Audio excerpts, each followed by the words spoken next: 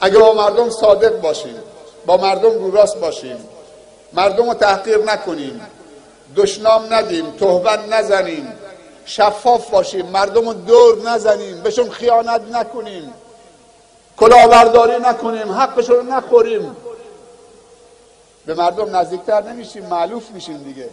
تقویت اخلاق در جامعه سبب توسعه روابط اجتماعی میشه، نفرت ها کم میشه، اعتمادها زیاد میشه. یکی از مشکلات جامعه ما و کشور ما بی‌اعتمادی بین انسان هاست. بی‌اعتمادی در کشور ما به اوج رسیده، کسی به کسی اعتماد نداره.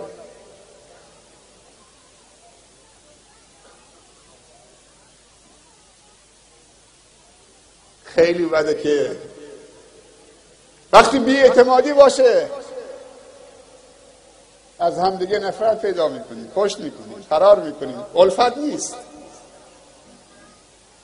تقویت اخلاق سبب توسعه روابط اجتماعی میشه.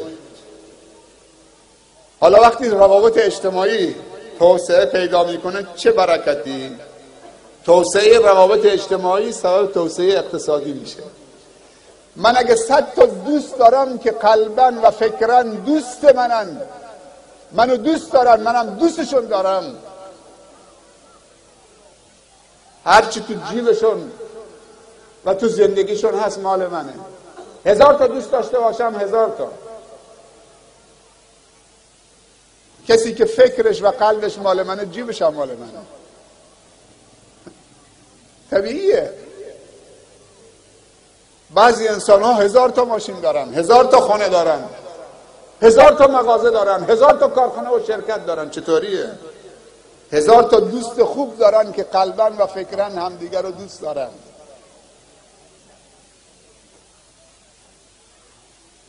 همه ظرفیت ها و امکاناتش مال دوستشه. اینا رو به نمایش بگذاریم. این حرفا رو میذارم که پسرم و دخترم صالح که اول زندگیشونه، تشکیل اولین جشن زندگی مشترکشونه، این معانی رو تو زندگیشون به نمایش بگذارن و الگویی باشن برای پدر و مادرای نسل آینده و این فرکانس های مثبت رو به فرزندانشون منتقل بکنن.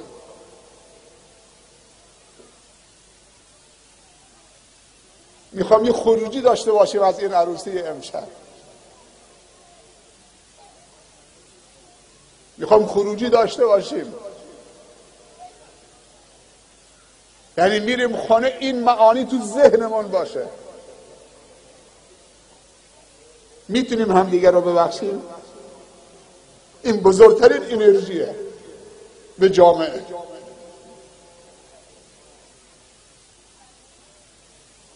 تو بخش مهران چقدر جمعیتش محمد؟ مهران دیگه 20,000 نفر. تو بخش مهران آیا 2 نفر هستن که با هم دیگه قهرن؟ خدا نکنه.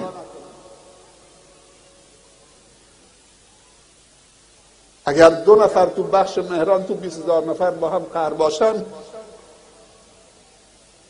اون 20,000 نفر باید خواب از سرشون بپره. کل امکاناتشون به کار میگیرن که اون 2 نفر رو بر بگردونن. محبت و اون جوی محبت رو دوباره چه؟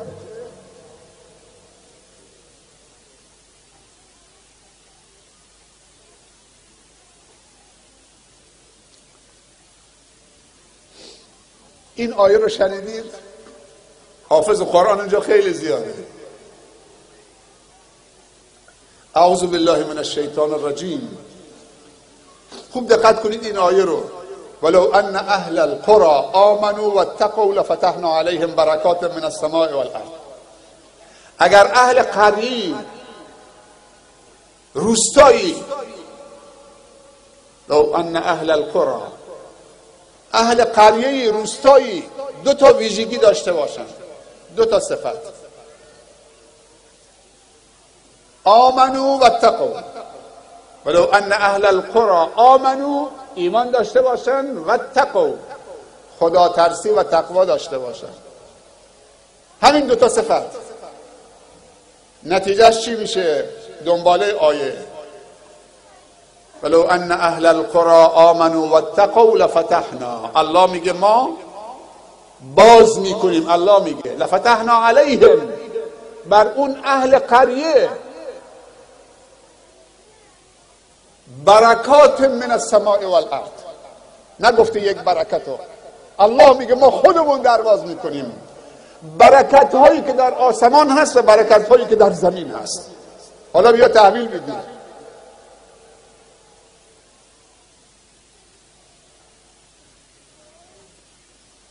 من وقتی می آمدم سوال کردم از مولا احمد همراهم بود که اولین چیزی که سوال کردم درباره این سد، خیلی دوست دارم هر وقتی این منطقه بیام برم سد رو ببینم.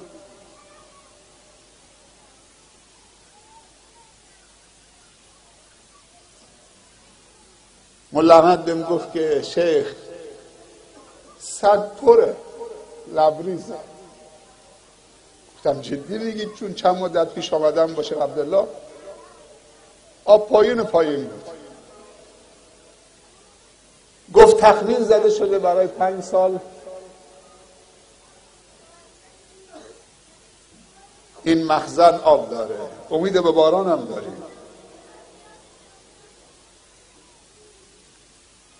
این کار بزرگ بهش میگن. این آب مایه حیات موجودات زنده است. در دنیا بعضی از باکتری ها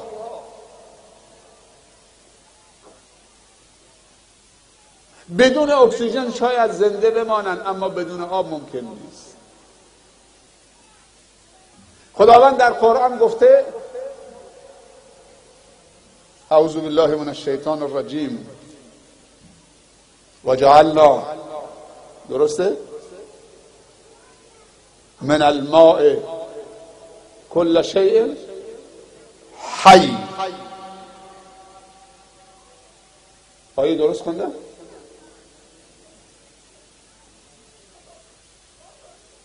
ما هر چیز زنده رو با آب مایه حیاته و جنگ جهانی آینده است و کشور ما یکی از کشورهایی است که با کمبود شدید آب مواجه است.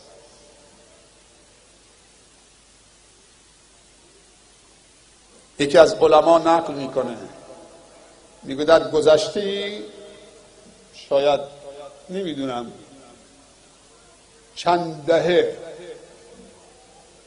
در همدان قحطی آمد.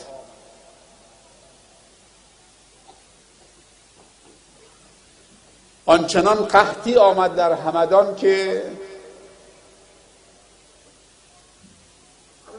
اسم اعظم خداوند در همدان نان بود.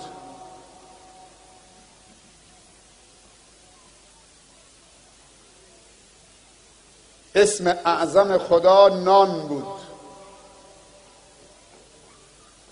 خیلی عجیبه. یعنی چی نان؟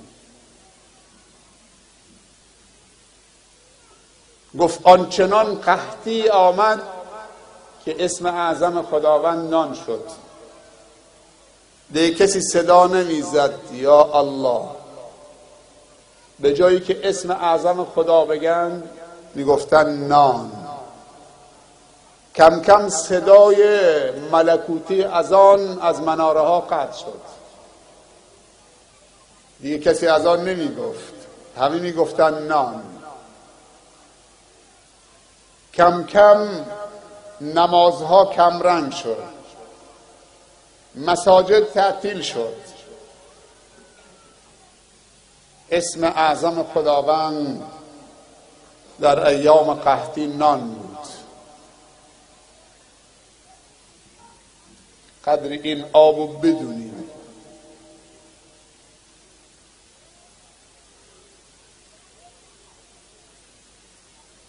این حیات جسم ما بهش وصله. یه آب دیگه هم هست.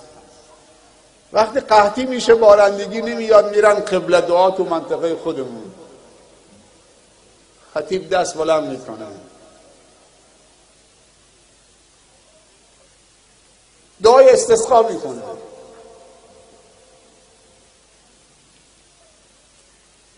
تو دعای استسقا 2 تا جمله میخونه از جمله دعاها، میگه اللهم اغث قلوبنا بالایمان، اللهم اغث قلوبنا بالقرآن. خدایا به داد دلهای خشکیده ما برس با آب حیات ایمان و قرآن. این روح و روان و دلهای خشکیده ما را آبیاری بکن، به دادش برس. این چشمه جیاش و فیاض قرآن که آب حیات معنوی دلهای ماست. دنباله دعا و اغث بلادنا بالامطار، و به داد سرزمین های ما و بلاد ما برس با نزول امطار، این باران رحمت. خواجه انصار در کتاب تفسیر ادبی عرفانیش میگه که خداوند 2 تا کعبه بنا کرده، یا به تعبیر دیگر میگه 2 تا کعبه وجود داره، یکی کعبه درون و یکی کعبه بیرون. کعبه در بیرون هست در دنیا، ماده بناش از آب و گله. بانی این کعبه آب و گلی یکی از بندگان خداست به اسم ابراهیم خلیل، و طواف کننده این کعبه آب و گل انسان ها هستند. اما یک کعبه در درون داره از جان و دل، یک کعبه در درون داره از جان و دل. بانی اون کعبه درون اللهه و طواف کننده بر اون کعبه جان و دلم خودشه. این دلی که در درون سینت کعبه است که الله برش طواف میکنه، روزانه بر دلهای ما طواف میکنه. الله دل داده که دوست بداریم و فکر داده که خوب فکر کنیم، عقل داده که فکر کنیم، دل داده که دوست بداریم. پس اون چیزی که الله دوست داره دوست بداریم و اون چیزی که الله میخواد فکر کنیم. این منطقه خاطراته. ملتی دوست داشتنی، برادران و خواهران عزیز، درسته من الان کم میام ولی واقعا قلبمون پیش شماست. شما سرمایه های ما هستید، عزیز ما هستید، دوستتون داریم و دوست دارم این جمله رو همیشه بهتون بگم. من سیاسی نیستم که شما رو به سیاست بفروشم، من قومی نیستم که شما رو با قومیت بفروشم، من جناحی و حزبی نیستم، من یه فرد آزاده و مستقل همه تون رو دوست دارم و شما میوه های دل من و سرمایه های دل منید. ای کاش همه زندان ها تعطیل میشد، فقط یک زندان درش باز میشد، اونم زندانی به اسم قلب من که همه تون رو میبردم تو قلبم، محکومتون میکردم به زندان ابد، در قلبم رو میبستم، اجازه نمیدادم که خارج بشید تا ابد، همه تون رو تو قلبم زندانی میکردم. ای کاش در دنیا فقط یک زندان، اونم قلب برادر و خواهر که بر مبنای عشق و محبت بیرنگ و ریا برادر و خواهرش رو تو قلب خودش زندانی بکنه، اجازه نده بیرون و در همه زندانهای دیگه بسته میشد. امشب صالح. من تو کوران بودم. سال چند سالته؟ چرا این طرف نگاه میکنی؟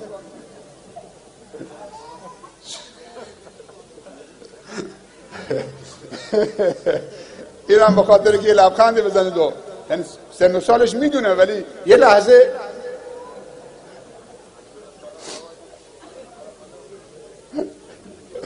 بیست و دو سالت میشه دیگه. من تو کوران بودم. عروسیه دیگه. خدا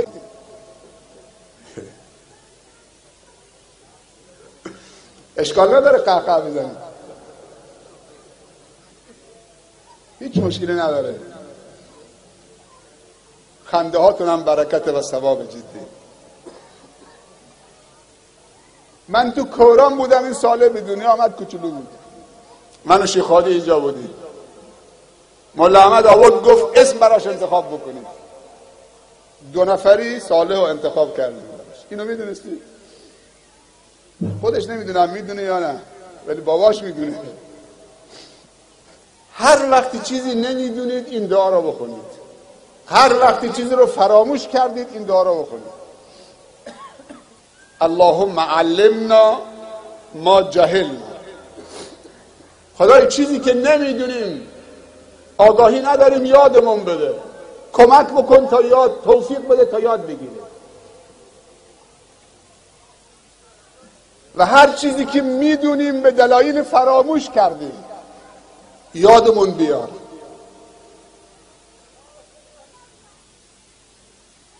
یه مثال از علما و بزرگان بزنم. ابن تیمیه رحمت الله علیه، این عالم بزرگ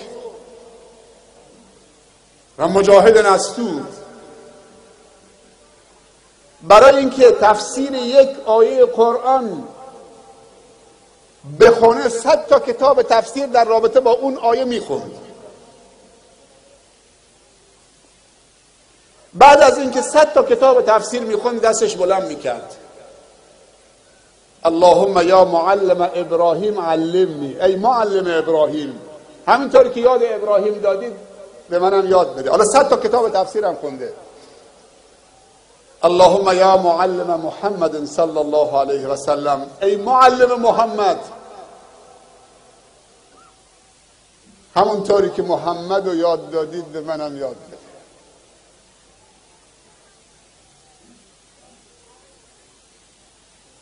علمای بزرگ وقتی که معلوماتشون رو فراموش میکردن تا 1000 بار استغفار میکردن.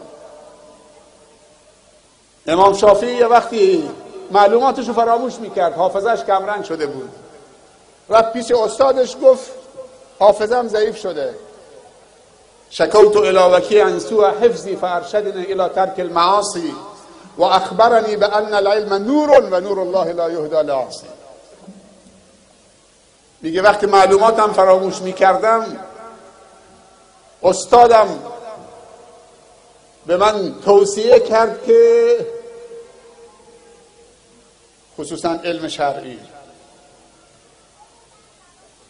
نور خداوندی است و نور خدا به انسان گناهکار داده نمیشه، استغفار کن.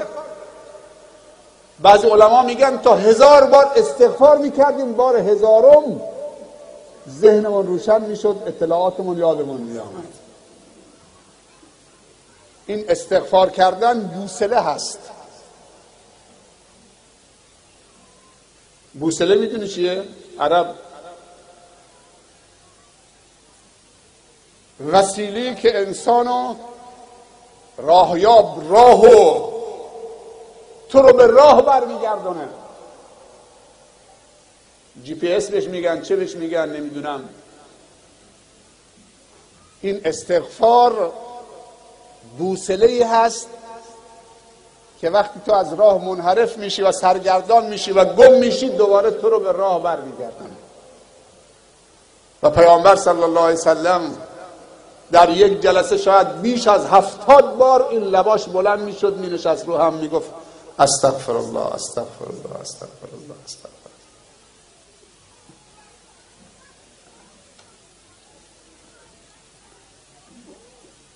خب مجددا تبریک و تهنیت عرض میکنم این صالح عزیزمون و همسر محترمشون براشون آرزوی موفقیت داریم.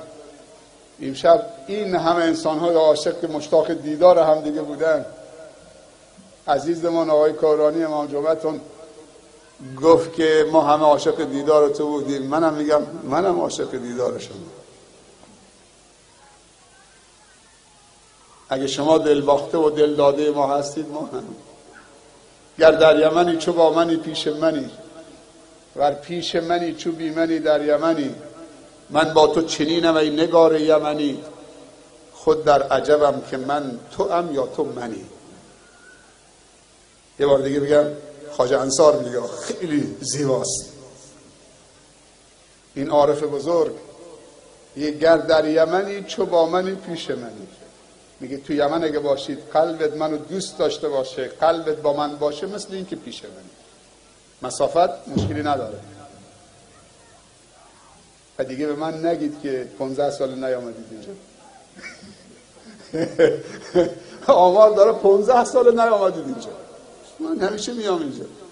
گر در یمنی چو با منی پیش منی، ور پیش منی چو بی منی در یمنی. پیش من باشید تظاهر بکنید من نیستم، من تو یمنم، خودت هم تو یمنی. گر در یمنی چو با منی پیش منی، ور پیش منی چو بی منی در یمنی. من اونقدر تو رو دوست دارم، خود در عجبم که من تو ام یا تو من، یعنی دوتامون شدیم یکی. پیامبر صلی الله علیه و سلم میفرمایند اگر کسی به خاطر خدا دوست داشتید حتما بهش بگید، در گوشش بگید، تو دلت نگه ندار. حالا من امشب در گوش که هیچ، یعنی من چند تا در گوشی باید بگم الان؟ شب زمستانی هم میگه شب پاییزیه، شب پاییزی هم تموم میشه. ولی با من پشت این تلفن به همه میگم، فکر کنم لایو هم گذاشتم، نمیدونم هست یا نیست، ولی این مستند میشه پخش میشه. به همتون میگم انی احبکم فی الله، من شما رو به خاطر الله دوست دارم. جوابش چیه؟ خیلی قشنگه.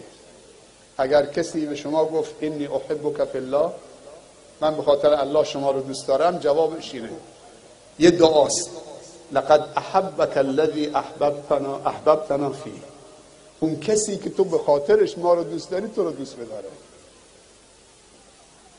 لقد احبک الذی احببتنا فیه. این عزیزمان امشب بر محبت خدایی ما رو جمع کرد. جمعمون کرد تو عروسیش که همدیگر رو سیراب از محبت بکنیم و دوستی خوب و خدایی رو به نمایش بگذاریم و همدیگر رو بتونیم ببخشیم و محبت به اوج برسانیم و براش دعا بکنیم خداوند بهش برکت بده در زندگیش، در سلامتیش، در خانوادهش. ثمره این ازدواج یک عفت و پاکدامنی، خوشنودی خدا و رضایتمندی خدا نصیبشون بشه. بگید آمین. دو، عفت و پاکدامنی که ثمره ازدواج نصیبشون بشه.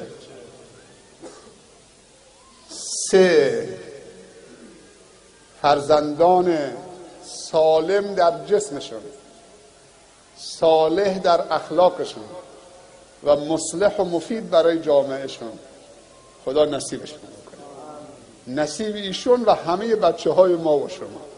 بگید آمین. سالم در جسمشون.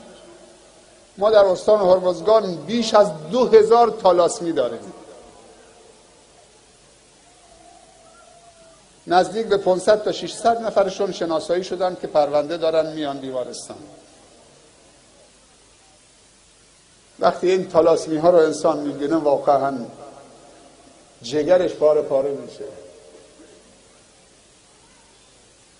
سرشون شده به این بزرگی، 25 سالشونه، جسمشون نحیف، پوست صورتشون زرد خشک، خون ندارن. یه غفلت دو تا جوانی که عاشق هم شدن، دل باخته شدن، نرفتن آزمایش ژنتیک و خون بدن. گفتن دکتر چی میگه؟ ملا هست میبنده.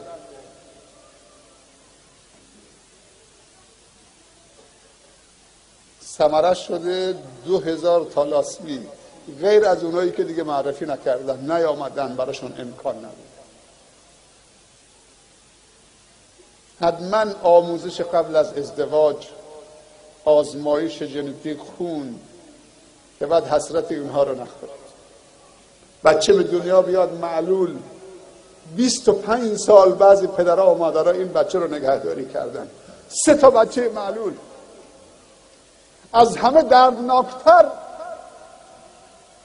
این که 2 تا دختر معلولی که نزدیک به 30 سالشون بود،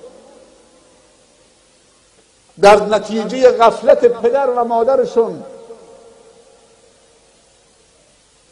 بعد از این که دخترها 35 سال رسیدن معلول بودن، تالاسمی بودن، پدر از مادر جدا شد، مادر رفت شوهری دیگر گرفت، پدر رفت زن دیگر گرفت.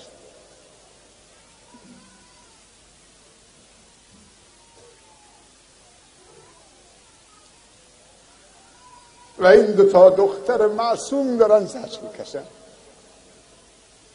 اونا رفتن دنبال دلشون.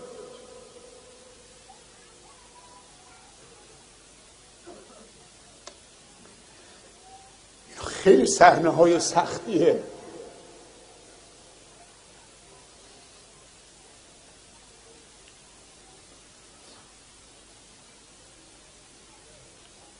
مواظب باشیم، مواظب سرمایه هامون باشیم، کمک همدیگه بکنیم. من میخوام وقتی از اینجا رد میشم همیشه بوی خوش و احساس خوبی داشته باشم. فکر بکنم از توی یک بوستان گل محمدی دارم رد میشم که هم خوش رنگن گلها و بوتهاش و هم خوشبو و معطرن. شما این کار رو بکنید، بزرگ و کوچکتون، زن و مردتون، به هم دیگه قالودی میشه. بزرگترا، تجار، شوراها، دهیارا، ریش سفیدا، معتمدین، اونایی که حرفشون خریدار داره، از همه ظرفیت هاشون برای آبادی منطقه، برای تزریق امید و حیات به منطقه، برای ایجاد انسجام، یک پارچگی، وحدت، شادی، صفا، صمیمیت، برای توسعه و توانمندی، آموزش مهارت‌ها، علم. وقتی یک نفر ترک تحصیل میکنه همه ماتم بگیرن، اونو بر بگردونن، جوانان رو داماد بکنن، فقرا رو نوازش بکنن، مریضا رو عیادت بکنن که امیدشون از دست ندن. کمک بکنید انشاءالله اینجا یک منطقه قطعه از بهشت باشه تو این منطقه در روی زمین، که وقتی انسان رد میشه فکر بکنه تو فردوس داره رد میشه. خب از حوصله همتون تشکر دارم.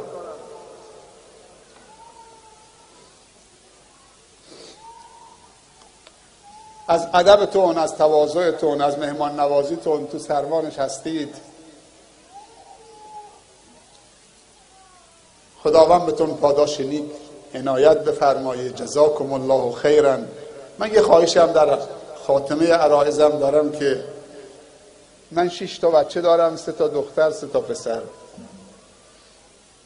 من هم برای بچه های شما دعا میکنم، هم برای رشد و پیشرفتشون اون چیزی که در توانم هست انجام میدم، هم دعا و هم تلاش و حمایت.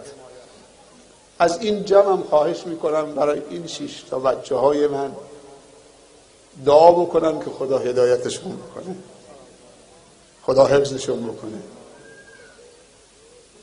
خدا ایمانشون رو کامل بکنه، علمشون رو زیاد بکنه، علمشون و خدمتشون رو مفید بکنه، انسانهای صالح و مصلح و خدومی برای نسلهای بعدی و بعدی باشن و خدا هم توفیق خدمتگزاری از باباشون برای دین خدا و خلق خدا و بندگان خدا این توفیق رو ازش نگیره و همه ما و شما در همه امورش و شؤون زندگی رو سپید و سربلند و خاتمه بخیر بشیم. خب دست هم دیگر بفشارید دیگه، همیشه عادت دارید دیگه، دست هم دیگه بفشارید، یه لبخند هم بزنید، هم دیگر رو حلال بکنید. میچسبه یا نه؟